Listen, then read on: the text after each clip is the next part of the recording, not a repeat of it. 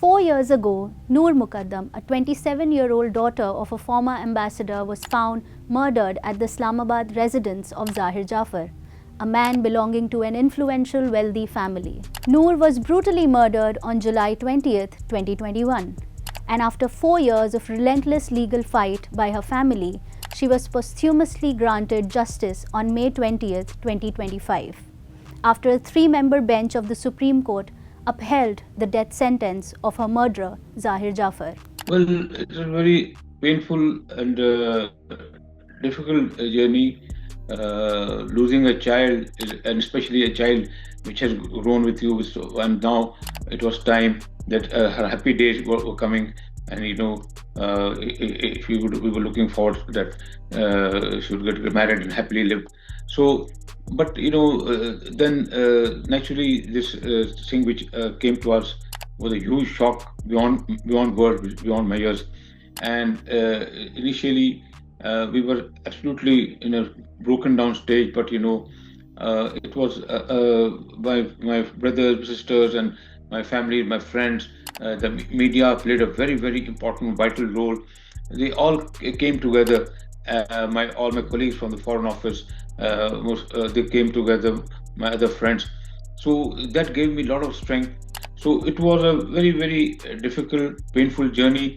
Noor's murder was a high-profile one, but it stood out among the numerous heinous cases of murder and gender-based violence in Pakistan, given its relatively fast-track nature of proceedings. But would the case set an example for speedy justice for women who are killed by their families, husbands, in-laws, partners, or stalkers, as was in the case of Sana Yusuf?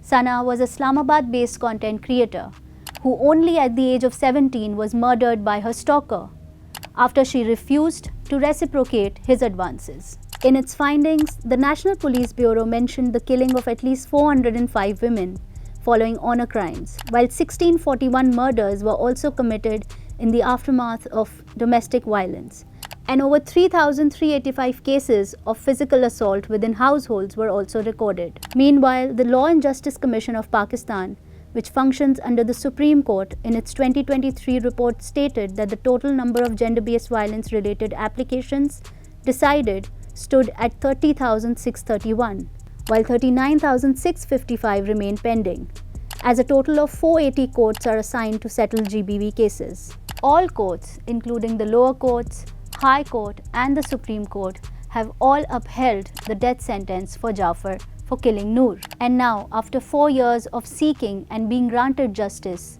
Noor's father, Shaukat Mukadam, wants to see his daughter's murderer hanged. If an appeal was to be made to the President's house by Jaffer, the former diplomat pleaded he should not be shown any mercy. 3 courts have awarded death sentence to the main convict. So now the implementation part is that he should be hanged as soon as possible.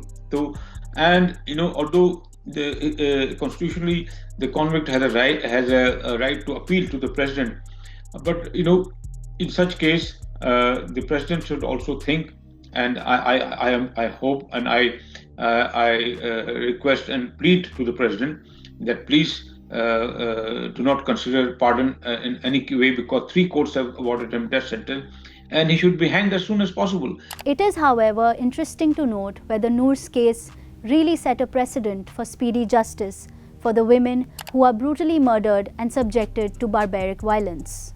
Feminist and women's rights activist Dr. Farzana Bari says she sees the case from a class lens. One thing is very clear, because this case was between the two families, both come from the same kind of a class background, very influential.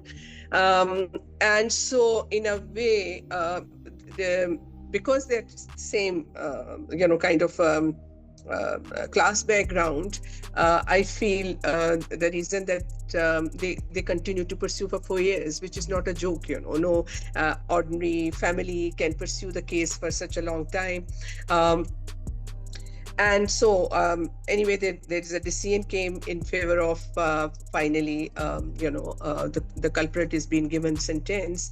In a way, yes, it can send a signal that, okay, even people who are influential, like Zahir family, they can't get away with that. But I really wonder if there is a case, had there been a woman from a low background, like class background, whether this decision would have come even in 4 years. Probably that would have come like another decade or so, and then probably not in favor, and these people, the rich people, could have get away with that.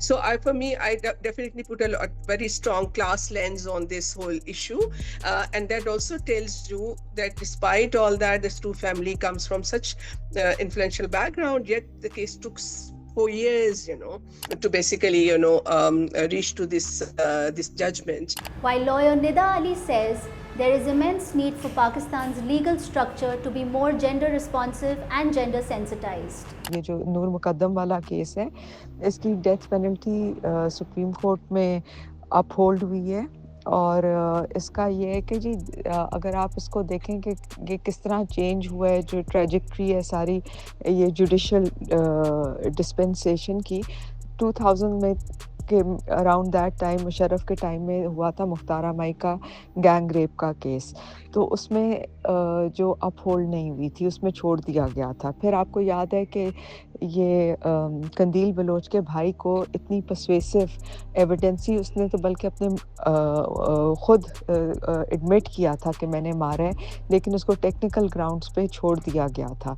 तो ये इस तरह के बहुत सारे cases हैं जिन पे सज़ाएं नहीं होती हैं या अपहोल्ड नहीं होती हैं, उनको एक्विट कर दिया जाता है। कंदील बलोच का सबसे रीसेंट केस है। अब ये नूर मुकद्दम के केस में है तो इस पे देखें अपहोल्ड की गई है। तो एक हमारे जो जस्टिस सिस्टम है उसमें थोड़ा सा तो चेंज आया है कि ना वो प्रेशर के अंडर आया। It was a very high profile case.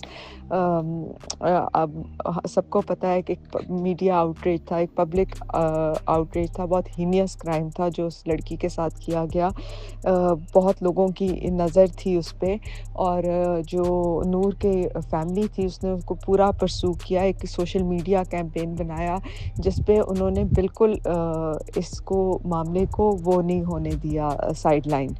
तो इसकी डेथ पेनल्टी अपहोल्ड हुई है जो कि रीसेंट केसेस से एक इन अ वे पॉजिटिव स्टेप इस तरह है। Although as a human rights organization हम डेथ पेनल्टी को प्रमोट नहीं करते हैं, बट बहरहाल ये इसका वर्डिक्ट चेंज नहीं हुआ है। तो चेंज तो हमारे जस्टिस सिस्टम में आया है, लेकिन देखें one step forward two steps back वाली बात है। Noor's father asks families, especially parents of women who have been murdered or subjected to violence, to not lose hope and fight till the end. This is my message to all other mothers, to fathers, that don't lose hope. And yes, there are problems in the system. But then slowly there is realization. Unless the complainant fights himself. And I stood from court to court. 8 o'clock in the morning, I used to be there, and I used to stand there. I used to wait there. There was no place to sit properly. There was no place to have a cup of tea. So it was very, very difficult situation.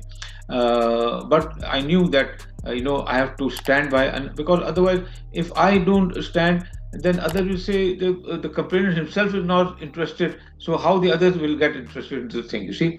And so when you as a complainant, as a father, as a mother, as a husband, when you stand up and you fight the case, then people will understand, yes, there is truth in the case, there is some substance in the case. So it is extremely important.